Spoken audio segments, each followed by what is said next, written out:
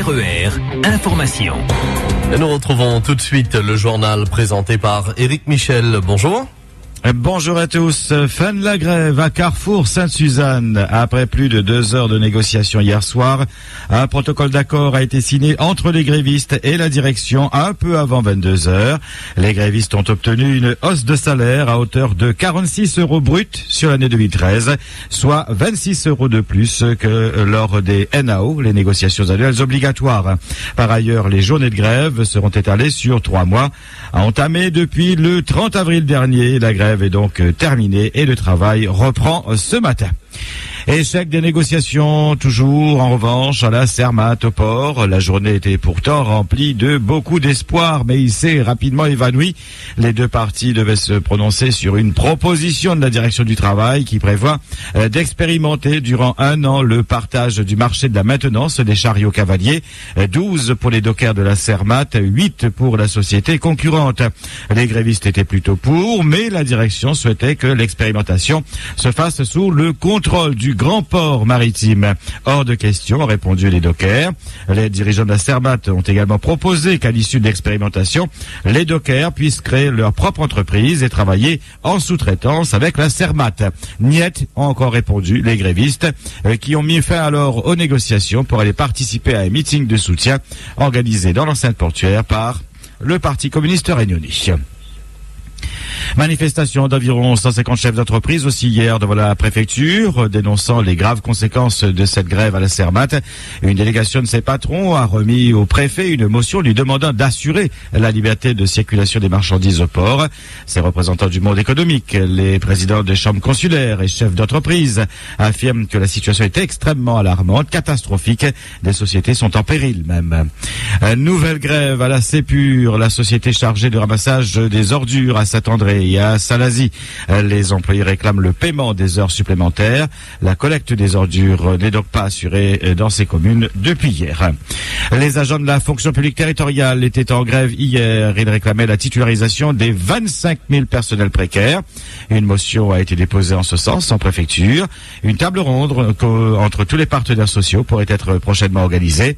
La CGTR prévient que si rien ne bouge, elle n'hésitera pas à lancer un mot d'ordre de grève illimité pour la rentrée d'août 2013. RER. François Hollande s'est dit à l'offensive hier lors de sa conférence de presse semestrielle en insistant sur son volontarisme et la nécessité d'agir dans la durée, écartant dans l'immédiat tout remaniement du gouvernement. Principale annonce, la mise en place d'un gouvernement économique européen qui réunirait tous les mois autour d'un véritable président nommé pour une longue durée. Et sa mission serait de débattre des principales orientations économiques européennes, en particulier fiscales et sociales. Le chef de l'État a livré ensuite un long plaidoyer en faveur de son action depuis 1 an à la tête d'un État qui a démontré sa crédibilité budgétaire, qui a amorcé le redressement de sa compétitivité et entrepris par la négociation la réforme du marché du travail. Le chef de l'État a renouvelé sa confiance au Premier ministre Jean-Marc Ayrault et alors que le chômage a atteint un niveau record, François Hollande a réitéré son objectif d'inverser avant la fin de l'année la courbe. Pour stimuler l'investissement, il a annoncé que l'assurance vie serait réformée et a réaffirmé que l'imposition des plus-values immobilières serait révisée. Un plan d'épargne action pour les PME sera créé, a-t-il promis, et il a également confirmé que Jean-Marc Ayrault présenterait en juin prochain un plan d'investissement sur 10 ans concentré sur 4 grandes filières, en soulignant qu'il pourrait être en partie financé par des fonds étrangers. Enfin, le président de la République a confirmé que le droit de vote des étrangers aux élections locales, promesse de campagne qui semblait mise de côté, eh bien fera l'objet d'un examen au Parlement après les municipales de mars 2014. L'Assemblée nationale a adopté hier une proposition de loi du Front de gauche supprimant le mot race de la législation française. La majorité PS s'est ralliée à cette proposition, soulignant qu'il s'agissait d'une première étape. François Hollande s'était en effet engagé pendant la campagne présidentielle à supprimer le mot race de la Constitution. Le texte voté à l'Assemblée hier se propose déjà de supprimer ce mot race du Code pénal, du Code de procédure pénale et de la loi du 29 juillet 1881 sur la liberté de la presse. Une association des maires de plus. Hier, à l'initiative du premier magistrat de l'entre-deux Bachil Valley, les maires et représentants des petites communes se sont déclarés favorables à la création d'une association de petites communes. Le but, obtenir plus de poids sur la scène politique et défendre au mieux les intérêts des petites communes. L'association pourrait être créée le 14 juin prochain et regroupera 3 bassins, les Avirons, la Plaine des Palmistes, Sainte-Rose, Silaos, l'Entre-deux, Salazie et Saint-Philippe. L'indice des prix à la consommation des ménages a augmenté de 0,5% le mois dernier. Sur les 12 derniers mois, les prix ont progressé de 2,1% contre 0,7% en France selon l'INSEE. La hausse du mois d'avril s'explique par la forte remontée des prix de l'habillement et des chaussures, plus 7,9% dans un contexte de fin de période des soldes, explique l'Institut des statistiques. RER. Jacques Virin, ancien patron de la coopérative des dockers, est en garde à vue depuis hier matin. Il est soupçonné d'abus de biens sociaux. Les membres de la coopérative lui reprochent notamment son comportement qualifié, je cite, de tyrannique et un manque de transparence. Les premières plaintes remonteraient au début des années 2000. Jacques Virin aurait investi l'argent de la coopérative pour créer ses propres entreprises ou prendre des parts dans d'autres. En 2011, la coopérative avait réalisé un chiffre d'affaires de 5 millions d'euros. Le patron de la soucoupe volante en prison, Didier Grondin, comparaissait hier devant le tribunal correctionnel de Saint-Pierre.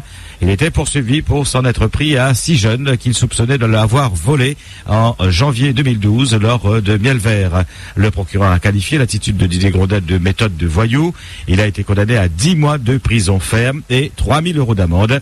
2 des acolytes qui l'ont aidé dans cette expédition punitive, Jean Ferrer et Gilbert Fontaine, respectivement agents de sécurité et responsables du service gardiennage à la mairie du Tampon, se sont vus interdire d'exercer leur profession pendant 3 ans. Le tribunal a considéré qu'ils ont abusé de leurs fonctions. RER. En football, le Réunionnais Dimitri Payet a été sélectionné dans l'équipe de France pour les matchs France-Uruguay et Brésil-France les 5 et 9 juin prochains. David Beckham, lui, a annoncé hier qu'il prendra sa retraite dès la fin de la saison. Le milieu international anglais a décidé d'arrêter à l'âge de 38 ans. Le PSG, qu'il a rejoint en janvier dernier, restera donc comme son dernier club. Votre question d'actualité, vous souciez-vous de votre âge? Est-ce important? Vous sentez-vous vieux ou jeune? Êtes-vous complexé par votre âge? Eh bien, vos réactions, vos témoignages en direct sur le 47 2x33 et le 47 2x34 à 9h et 11h. Sur Facebook, rendez-vous sur la page RER Radio officielle et puis notre site internet également à votre disposition, www.rer.ru. RER.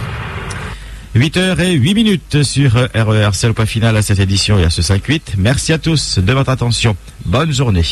RER. La radio qui vous transporte sur toute l'île.